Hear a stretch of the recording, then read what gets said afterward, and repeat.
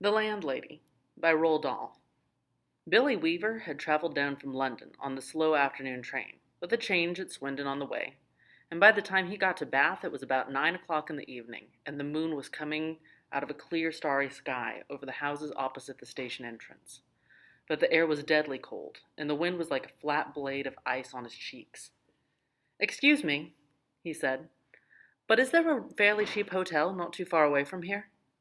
"Try the Bell and Dragon," the porter answered, pointing down the road. "They might take in. It's about a quarter of a mile long on the other side." Billy thanked him and picked up his suitcase and set to walking the quarter mile to the Bell and Dragon. He had never been to Bath before. He didn't know anyone who had lived here. But Mr. Greenslade at the head office in London had told him it was a splendid city. "Find your own lodgings," he had said, "and then go along and report to the branch manager as soon as you've got yourself settled." Billy was 17 years old. He was wearing a new navy blue overcoat, a new brown Tribley hat, and a new brown suit, and he was feeling fine. He walked briskly down the street. He was trying to do everything briskly these days. Briskness, he had decided, was the one common characteristic of all successful businessmen. The big shots up at head office were absolutely fantastically brisk, all of the time. They were amazing. There were no shops on this wide street that he was walking along, only a line of tall houses on each side, all of them identical. They had porches and pillars and 4 or 5 steps going up to their front doors, and it was obvious that once upon a time they had been very swanky residences. But now, even in the darkness, he could see that the paint was peeling from the woodwork of the doors and windows, and that the handsome white facades were cracked and blotchy from neglect. Suddenly, in a downstairs window that was brilliantly illuminated by a street lamp not 6 yards away, Billy caught sight of a printed notice propped up against the glass in one of the upper panes. It said, "Bed and Breakfast." There was a vase of yellow chrysanthemums, tall and beautiful, standing just underneath the notice. He stopped walking. He moved a bit closer. Green curtains, some sort of velvety material, were hanging down on either side of the window. The chrysanthemums looked wonderful beside them. He went right up and peered through the glass into the room, and the first thing he saw was a bright fire burning in the hearth. On the carpet in front of the fire, a pretty little dachshund was curled up asleep with its nose tucked into its belly. The room itself, so far as he could see in the half-darkness, was filled with pleasant furniture. There was a baby grand piano, and a big sofa, and several plump armchairs, and in one corner he spotted a large parrot in a cage. Animals were usually a good sign in a place like this, Billy told himself, and, all in all, it looked to him as though it would be a pretty decent house to stay in. Certainly it would be more comfortable than the Bell and Dragon. On the other hand, a pub would be more congenial than a boarding house. There would be beer and darts in the evenings, and lots of people to talk to, and it would probably be a good bit cheaper, too. He had stayed a couple of nights in a pub once, and he had liked it. He had never stayed in a boarding house, and to be perfectly honest, he was a tiny bit frightened of them. The name itself conjured up images of watery cabbage, rapacious landladies, and a powerful smell of kippers in the living room. After dithering about like this in the cold for 2 or 3 minutes, Billy decided that he would walk on and take a look at the Bell and Dragon before making up his mind. He turned to go, and now a queer thing happened to him. He was in the act of stepping back and turning away from the window, when all at once his eye was caught and held in the most peculiar manner by the small notice that was there. "Bed and Breakfast," it said. "Bed and Breakfast. Bed and Breakfast. Bed and Breakfast." Each word was like a large black eye staring at him through the glass, holding him, compelling him, forcing him to stay where he was and not walk away from that house. And the next thing he knew, he was actually moving across from the window to the front door of the house, climbing the steps that led up to it and reaching for the bell. He pressed the bell. Far away in a back room, he heard it ringing. And then at once, it must have been at once, because he hadn't even had time to take his finger from the bell button. The door swung open and a woman was standing there. Normally, you ring a bell and you have to wait at least a half minute's wait before the door opens. But this dame was like a jack in the box. He pressed the bell, and out she popped. It made him jump. She was about 45 or 50 years old, and the moment she saw him, she gave him a warm and welcoming smile. "Please come in," she said pleasantly. She stepped aside, holding the door wide open, and Billy found himself automatically starting forward into the house. The compulsion, or more accurately, the desire to follow after her into that house was extraordinarily strong. So the notice in the window," he said, holding himself back. "Yes, I know." "I was wondering about a room." "It's all ready for you, my dear," she said. She had a round pink face and a very gentle blue eyes. "I was on my way to the Bell and Dragon," Billy told her, "but the notice in your window just happened to catch my eye." "My dear boy," she said, "why don't you come in out of the cold?" "How much do you charge?" 5 and 6 pence a night, including breakfast." It was fantastically cheap. It was less than half of what he'd been willing to pay. "If that is too much," she added, "then perhaps I can reduce it just a tiny bit. Do you desire an egg for breakfast? Eggs are expensive at the moment. It would be 6 pence less without the egg." 5 and 6 pence is fine," he answered. "I should like very much to stay here." "I knew you would. Do come in." She seemed terribly nice. She looked exactly like the mother of one's best school friend, welcoming one into the house to stay for the Christmas holidays. Billy took off his hat and stepped over the threshold. "Just hang it there," she said, "and let me help you with your coat." There were no other hats or coats in the hall. There were no umbrellas, no walking sticks, nothing. "We have it all to ourselves," she said, smiling at him over her shoulder as she led up the way upstairs. "You see, it isn't very often I have the pleasure of taking a visitor into my little nest." "The old girl is slightly dotty," Billy told himself. "But at 5 and 6 pence a night, who gives a damn about that?" "I should have thought you'd be simply swamped with applicants," he said politely. "Oh, I am, my dear. I am, of course I am. But the trouble is that I'm inclined to be just a teeny weeny bit choosy in particular, if you see what I mean." "Ah, yes." "But I'm always ready. Everything is always ready, day and night in this house, just on the off chance that an acceptable young gentleman will come along. And it is such a pleasure, my dear, such a very great pleasure, when now and again I open the door and I see someone standing there who is just exactly right." She was halfway up the stairs, and she paused with one hand on the stair rail, turning her head and smiling down at him with pale lips. "Like you," she added, and her blue eyes traveled slowly all the way down the length of Billy's body, to his feet, and then up again.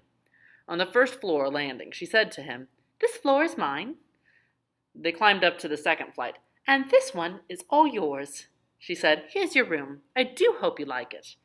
She took him into a small but charming front bedroom, switching on the light as she went in. "The morning sun comes right in through the window, Mr. Perkins. It is Mr. Perkins, isn't it?" "No," he said. "It's Weaver." "Mr. Weaver, how nice. I put a water bottle between the sheets to air them out, Mr. Weaver. It's such a comfort to have a hot water bottle on a strange bed with clean sheets. Don't you agree? And you may light the gas fire at any time if you feel chilly." "Thank you," Billy said. "Thank you ever so much." He noticed that the bedspread had been taken off the bed, and that the bedclothes had been neatly turned back to one side, all ready for someone to get in. "I am so glad you appeared," she said, looking earnestly into his face. "I was beginning to get worried." "That's all right," Billy answered brightly. "You mustn't worry about me." He put his suitcase on the chair and started to open it. "And what about supper, my dear? Did you manage to get anything to eat before you came here?" "I'm not a bit hungry, thank you," he said. "I think I'll just go to bed as soon as possible because tomorrow I've got to get up rather early and report to the office." "Very well, then. I'll leave you now so that you can unpack. But before you go to bed, would you be kind enough to pop into the sitting room on the ground floor and sign the book? Everyone has to do that because it's the law of the land, and we don't want to go breaking any laws at this stage in the proceedings, do we?" She gave him a little wave of the hand and went quickly out of the room and closed the door. Now, the fact that his landlady appeared to be slightly off her rocker didn't worry Billy in the least. After all, she was not only harmless, there was no question about that, but she was also quite obviously a kind and generous soul. He guessed that she had probably lost a son in the war or something like that and had never gotten over it. So a few minutes later, after unpacking his suitcase and washing his hands, he trotted downstairs to the ground floor and entered the living room. His landlady wasn't there, but the fire was glowing in the hearth, and the little dachshund was still sleeping in front of it. The room was wonderfully warm and cozy. I'm a lucky fellow, he thought, rubbing his hands. This is a bit of all right. He found the guest book lying open on the piano, so he took out his pen and wrote down his name and address. There were only 2 other entries above his on the page, and, as one always does with guest books, he started to read them. One was a Christopher Mulholland from Cardiff. The other was Gregory W. Temple from Bristol. That's funny, he thought suddenly. Christopher Mulholland. It rings a bell.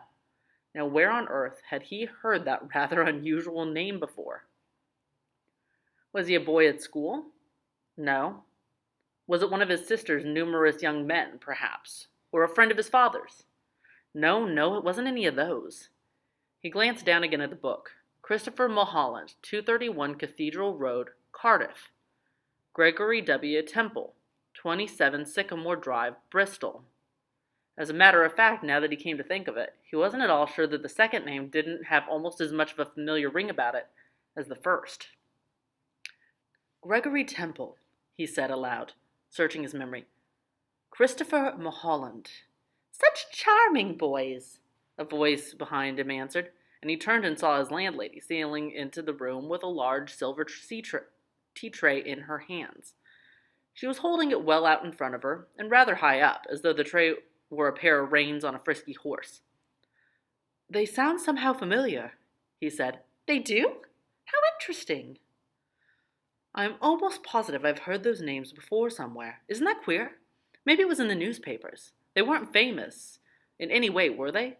I mean, famous cricketers or footballers or something like that. Famous, she said, setting the tea tray down on the low table in front of the sofa. Oh, no, I don't think they were famous. But they were extraordinarily handsome, both of them. I can promise you that. They were tall and young and handsome, my dear, just exactly like you. Once more, Billy glanced down at the book.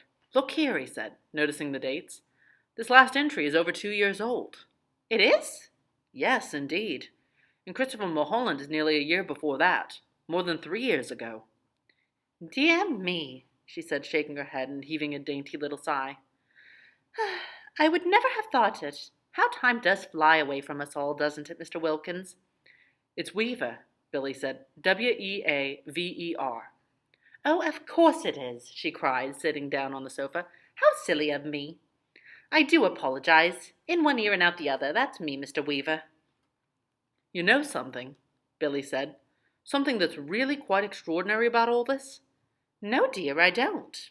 Well, you see, both of these names, Mulholland and Temple, I not only seem to remember each one of them separately, so to speak, but somehow or other, in some peculiar way, they both appear to be sort of connected together as well, as though they were both famous for the same sort of thing. If you see what I mean, like Dempsey and Tunney, for example, or Churchill and Roosevelt. How amusing, she said. But come over here now, dear, and sit down beside me on the sofa, and I'll give you a nice cup of tea and a ginger biscuit before you go to bed. You really shouldn't bother, Billy said. I didn't mean you to do anything like that. He stood by the piano, watching her as she fussed about with the cups and saucers. He noticed that she had small, white, quickly moving hands and red fingernails. I'm almost positive it was in the newspapers that I saw them, Billy said. I'll think of it in a minute. I'm sure I will. There's nothing more tantalizing than a thing like this, which lingers just outside of the borders of one's memory. He hated to give up. Now wait a minute, he said. Just wait a minute. Mulholland. Christopher Mulholland. Wasn't that name of the Eton schoolboy who was on a walking tour through the West Country, and then all of a sudden, milk? She said, and sugar? Yes, please. And then all of a sudden, Eton schoolboy, she said. Oh, no, my dear. That can't possibly be right, because my Mr. Mulholland was certainly not an Eton schoolboy when he came to me. He was a Cambridge undergraduate. Come over here now and sit next to me and warm yourself in front of this lovely fire. Come on. Your tea's all ready for you. She patted the empty space beside her on the sofa. And she sat there, smiling at Billy and waiting for him to come over. He crossed the room slowly and sat down on the edge of the sofa. She placed his teacup on the table in front of him. "There we are," she said. "How nice and cozy this is, isn't it?" Billy started sipping his tea. She did the same. For half a minute or so, neither of them spoke. But Billy knew that she was looking at him. Her body was half turned towards him, and he could feel her eyes resting on his face, watching him over the rim of her teacup. Now and again, he caught a whiff of a peculiar smell that seemed to emanate directly from her person. It was not in the least unpleasant, and it reminded him, well, he wasn't quite sure what it reminded him of. Pickled walnuts? New leather? Or was it the corridors of a hospital? "Mr. Mulholland was a great one for his tea," she said at length. "Never in my life have I seen anyone drink as much tea as dear, sweet Mr. Mulholland." "I suppose he left rather recently," Billy said. He was still puzzling his head about the other two names. He was positive now that he had seen them in the newspapers, in the headlines. "Left?" she said, arching her brows. "But my dear boy, he never left. He's still here. Mr. Temple is also here. They're on the third floor, both of them together." Billy set down his cup slowly on the table and stared at his landlady. She smiled back at him, and then she put one of her white hands and patted him comfortingly on the knee. "How old are you, my dear?" she asked. 17. 17! She cried. "Oh, it's the perfect age. Mr. Mulholland was also 17, but I think he was a trifle shorter than you are. In fact, I'm sure he was, and his teeth weren't quite so white. You have the most beautiful teeth, Mr. Weaver. Did you know that?" "They're not as good as they look," Billy said. "They got simply masses of fillings in them at the back." "Mr. Temple, of course, was a little older," she said, ignoring his remark. "He was actually 28, and yet I never would have guessed it if he hadn't told me. Never in my whole life. There wasn't a blemish on his body." "A what?" Billy said. "His skin was just like a baby's." There was a pause. Billy picked up his teacup and took another sip of his tea. Then he set it down again gently in its saucer. He waited for her to say something else, but she seemed to have lapsed into another of her silences. He sat there, staring straight ahead of him in the corner of the room, biting his lower lip. "That parrot," he said at last. "You know something? It had me completely fooled when I first saw it through the window from the street. I could have sworn it was alive." "Alas, no longer." "It's most terribly clever, the way it's been done," he said. "It doesn't look in the least bit dead. Who did it?" "I did." "You did?" "Of course," she said. "And have you met my little Basil as well?" She nodded towards the dachshund curled up comfortably in front of the fire. Billy looked at it, and suddenly he realized that this animal had all the time been just as silent and motionless as the parrot. He put out a hand and touched it gently on the top of its back. The back was hard and cold, and when he pushed the hair to one side with his fingers, he could see the skin underneath, grayish-black and dry and perfectly preserved. "Good gracious me," he said. "How absolutely fascinating." He turned away from the dog and stared with deep admiration at the little woman beside him on the sofa. "It must be awfully difficult to do a thing like that." "Not in the least," she said. "I stuff all my little pets myself when they pass away. Will you have another cup of tea?" "No, thank you," Billy said. The tea tasted faintly of bitter almonds, and he didn't much care for it. "You did sign the book, didn't you?" "Oh, yes." "That's good, because later on, if I happen to forget what you were called, then I can always come down here and look it up. I still do that almost every day with Mr. Mulholland and Mr. Temple," Billy said. "Gregory Temple. Excuse my asking, but haven't there been any other guests here except them in the last 2 or 3 years?" Holding her teacup high in one hand, inclining her head slightly to the left, she looked up at him out of the corners of her eyes and gave him another little smile.